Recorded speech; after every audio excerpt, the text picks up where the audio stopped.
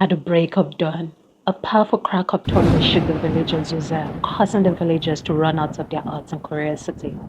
Woe and behold, a strange, scary woman was levitating in the dark sky while manipulating molten lava from the volcano mountain. Melida's heart sank as the lava poured heavily on targeted huts. Whilst at it, the strange, scary woman roared in laughter. Melinda screamed her sister's name, begging her to stop, but her yelling seemed to make matters worse.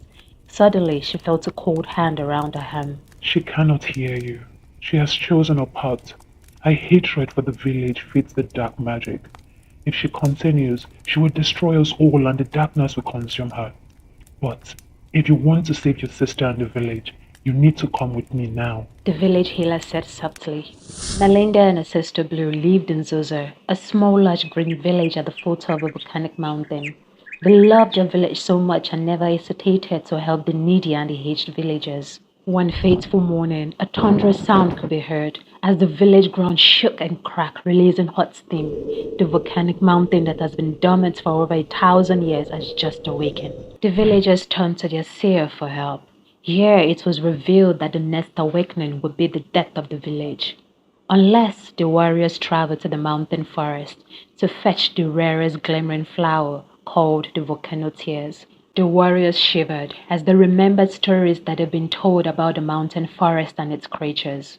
They concluded it was best they all leave the village until the mountain became dormant again. Despite the legend saying the mountain forest was home to the wildest gigantic bloodthirsty beast that feeds on humans, Melinda and Blue volunteered to go on the journey to harvest the volcano tears. If there was a solution, saving the village was better than running away, they said. After a journey of 7 days and nights, they finally arrived at the other side of the mountain. Just when they were about to enter the mountain forest, a voice frightened them. Who are you? And how dare you disturb the creatures and guidance of the mountain? Blue quickly apologized, giving their reasons for being there. The ground vibrated as a group of giant hands walked out, cycling Blue and Melinda. Only one of you can go further. They spoke in a frightening tone again. Blue gestured to Melinda before walking into the forest. The forest was gloomy and cold. Everything was so enormous that Blue felt so tiny and invincible. At the distance, her eyes catches a lilac flower shining bright. She ran towards it, and there it was, the volcano tears. Glad she did not have to walk deep into the haunting forest, she grabbed the flower ready to pluck. But no matter how hard she tugged at it, the flower remained stuck. When it eventually gave way, the soil erupted hot lava towards her. She screamed in pain as she held the flower in her hand. A haunting voice whispered, The good ones are in the sacrificial land. You will find a home here when the world spits you out. Frightened in pain, Blue felt herself being moved just before she heard the familiar voice of her sister. Melinda could not believe the sight she saw. Blue's face was burnt beyond recognition. When the boats arrived at their village, the villagers were thankful, however, they felt sad about Blue's new predicament. The healers tried everything to restore her sight, but they all failed. In empathy, the villagers promised to help her with anything she ever needed henceforth. At every rising and setting of the sun, they visited Blue with gifts from their farms as a kind gesture, while the village children sat with her, eager to hear the story of the sisters' adventure. While this was going on, the village warriors grew jealous with envy. Every day, the tales of their achievements were overshadowed by Blue and Melinda's bravery. Feeling invincible, they decided to create a sinister plan.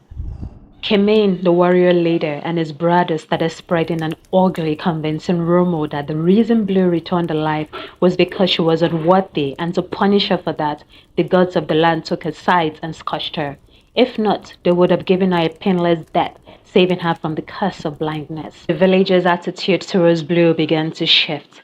The fear of the mountain gods, coupled with superstition, led them to believe this rumor.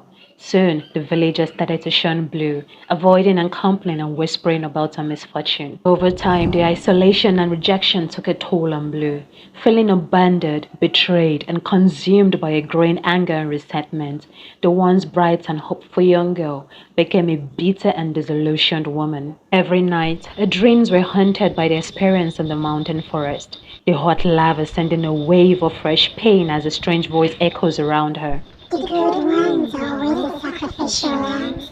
You will find a home here when the world spits you out. Days turned to weeks, and Blue decided to return to the mountain. Despite Melinda's plea, Blue set out to the forest. Each day Blue spent on the way made her hatred for the villagers grow. She started to believe that they deserved to suffer for their betrayal. Just as the thoughts became darker, a hot wind blew across the village, followed by a terrifying earthquake. The volcanic mountains sprout harsh into the sky, darkening it again.